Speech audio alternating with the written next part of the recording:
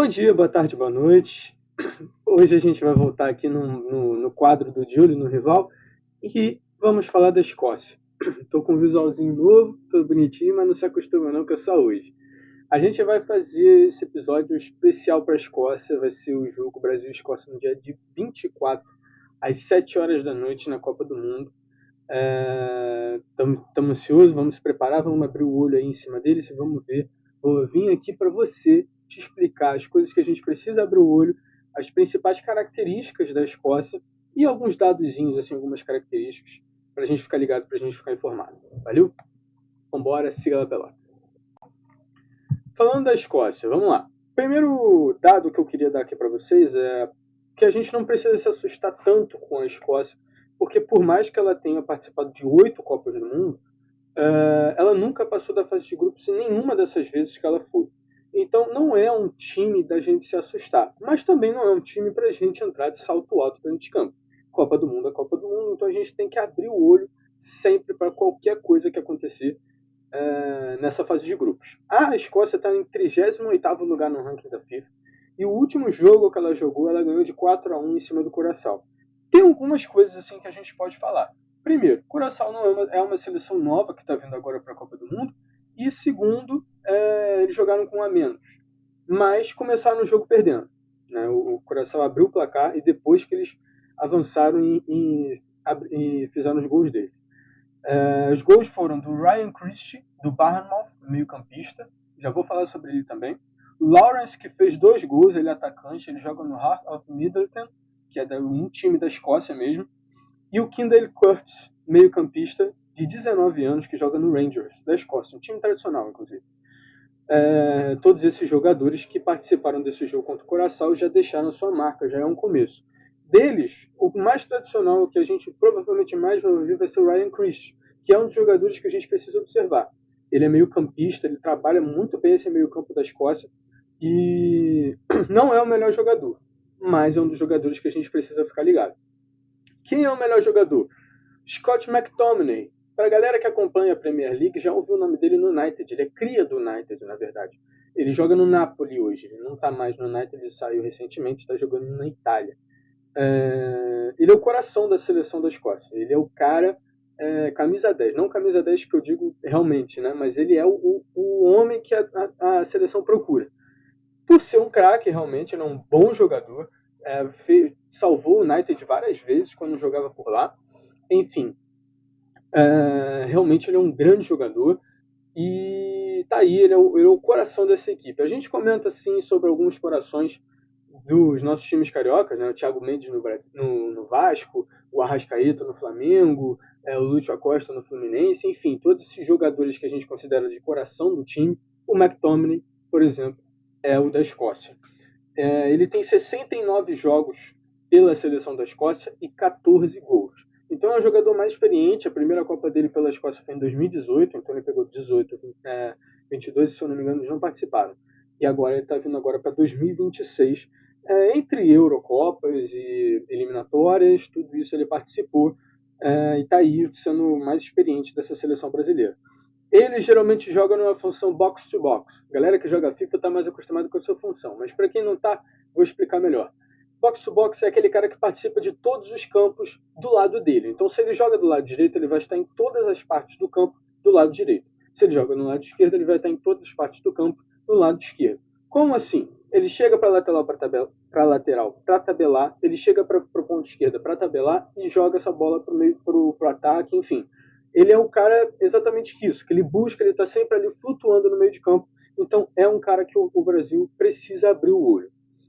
Partindo para o técnico agora, o Steve Clarke, ele entrou em 2019, após da Copa de 2018, ele entrou em 2019 e ele é um técnico extremamente rigoroso. Ele pesa muito a mão nos treinamentos, nos jogadores, enfim.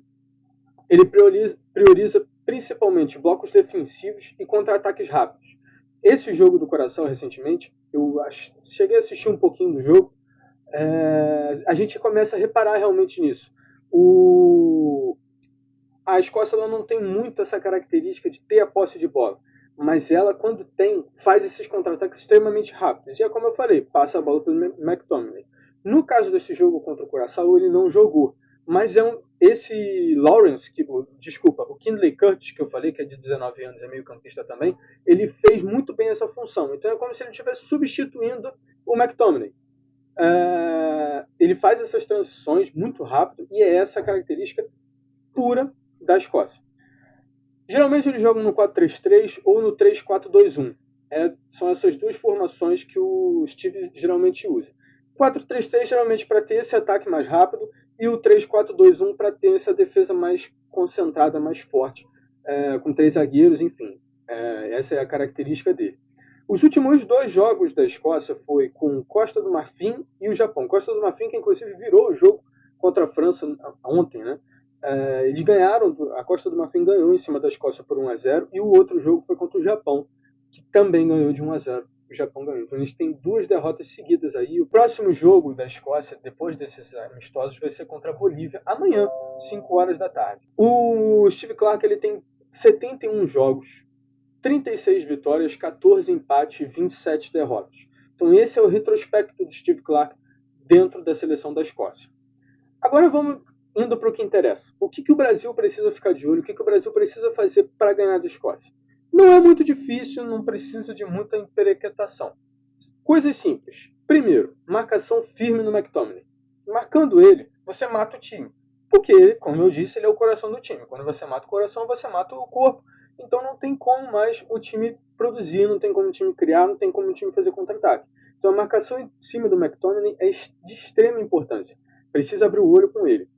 Evitar os erros de passe, principalmente no campo deles, que é como eu falei, gera contra-ataque. Então, por exemplo, se o Casemiro está com a posse, ele erra um passe para o Bruno Guimarães e vem um contra-ataque forte, o Brasil já está meio inseguro.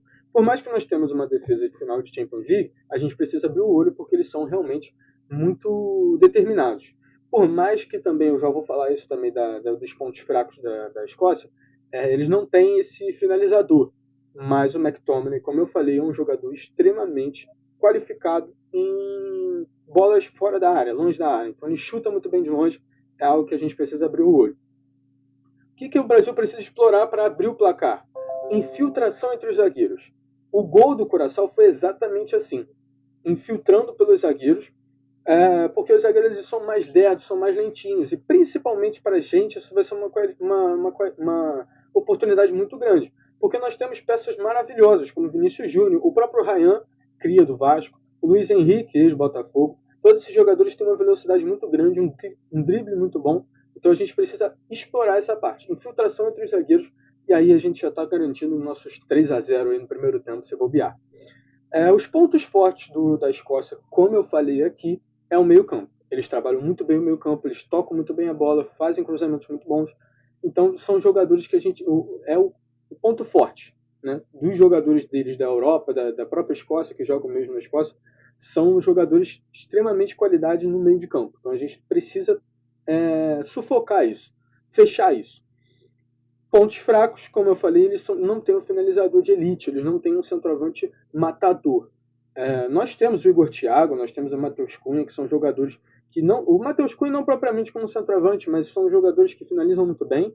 E outro defeito deles também é a escassez no elenco. Então, se, por exemplo, se o McTominay machuca, eles não têm um reserva à altura para jogar ali no lugar. Então a gente tem que torcer para isso também. Se acontecer uma lesão no treino, alguma coisa assim, a gente precisa torcer por esses pequenos detalhes que podem ajudar a gente a passar com mais facilidade. Eu acho que a Escócia não é o time mais difícil que a gente vai enfrentar na fase de grupos. Imagino que seja realmente o Marrocos o mais difícil, mas é como eu falei, a gente não pode entrar de salto alto, Copa do Mundo é a Copa do Mundo. Então é isso, finalizamos o nosso de olho no rival dessa vez. O próximo vai ser com o Haiti, que vai ser o último jogo que nós vamos ter nessa fase de grupos. Olha, eu vou ser bem honesto. Eu acho que o caminho mais difícil vai ser contra o Marrocos e vai ser um teste perfeito para as próximas partidas de eliminatórias e tudo mais. Porque o Marrocos é um time mais complicado que tem, é um time que tem um elenco muito fortificado, principalmente espalhado pela Europa, né? Espanha, Inglaterra, entre outros, Arábia. Tá espalhado aí os jogadores deles e que tem extrema qualidade. Então vai ser o teste principal para ver como é que vai ser o rendimento do Brasil nessa Copa do Mundo. A Escócia vai ser mais, possivelmente, né? Eu não sei como é que está sendo o pensamento do Ancelotti sobre esses jogos, mas eu imagino que ele já vai colocar alguns jogadores para testar que ele não tem tanta intimidade, como o Ryan, como o Endrick, como o Paquetá, por exemplo. O Paquetá tem sido testado mais nos treinos, então eu acho que ele já vai começar contra o Marrocos. Mas entre outros jogadores que ele levou mais para testar, inclusive até o Neymar, acho que é um jogo especial para ele, acho que é um jogo possível para ele, que ele possa ter essa qualidade. Como eu falei com a questão da infiltração, eu acho que o Neymar pode ajudar bastante nisso, porque ele tem feito muito isso no Santos. Ele acha uns passes difíceis, uns passes complicados, que na verdade só ele tem essa qualidade. Então, eu acho que é um jogador que pode ajudar, pode participar nesse jogo. Também não vai exigir muito do físico dele, não. Eu acho que, por mais que o meio do campo, como eu falei, o meio de campo seja mais esquematizado ali, o sistema defensivo, eu acho que ele tem essa característica de quebrador de linha, eu acho que pode ajudar. Principalmente se tiver outro ali com qualidade, como o Paquetá, por exemplo, para ajudar ele ali nessa tabela, eu acho que pode ser uma boa dupla de meio campo, acho que pode ajudar bastante. Acho que o Brasil está bem recheado para essa partida e para essa Copa do Mundo. Vamos ver como é que a gente vai pegar nos mata-mata, enfim, como é que vai ser o rendimento na fase de grupos. Então é isso. Deixa o like, se inscreve no canal, vamos seguindo aí no projeto. Estamos em busca desse Hexa, eu estou muito ansioso para começar a Copa do Mundo. A gente vai ter o amistoso amanhã contra o Egito e eu venho fazer um curta para falar sobre o jogo. Tá? Talvez não logo depois do jogo, porque eu vou ter outro compromisso, mas eu venho sim falar sobre o jogo. Tá? Então é isso, muito obrigado de novo. Deixa o like, se inscreve, compartilha o canal para quem gosta e é isso. Um beijo e estamos em busca do Hexa. Tchau, tchau.